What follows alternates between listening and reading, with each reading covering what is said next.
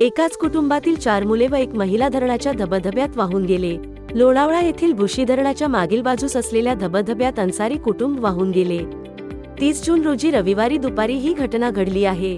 या घटनेत नूर शाहिस्ता अन्सारी वय 35 वर्ष, अमीना आदिल अन्सारी वय 13 वर्ष, मारिया अन्सारी वय 7 वर्ष, हुमेदा अन्सारी वय 6 वर्ष, अदनान अन्सारी अशी एकाच कुटुंबातील वाहून गेलेल्यांची नावे आहेत।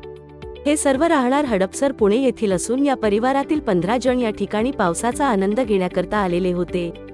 पावसाचा जोर वाढल्याने या कुटुंबास त्याचा अंदाज आला नाही। बराच वेळ आजूबाजूच्या लोकांनी धीर देण्याचा आणि वाचवण्याचा प्रयत्न केला, परंतु त्याचा काहीही उपयोग झाला नाही।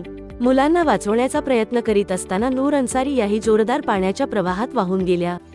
पाण्याचा प्रवाह वाढतच असल्यामुळे इतरांनाही वाचवणे शक्य झाले नाही। पावसाळ्यात नागरिकांनी पाण्याच्या ठिकाणी फिरायला जाताना विशेष काळजी घेणे गरजेचे आहे। शासनाने लावलेले सूचना फलक व स्थळाविषयी इतर माहिती घेणे आवश्यक आहे। मुख्य संचालक शेखर फडताळे, नाशिक समाचार ब्युरो, नाशिक।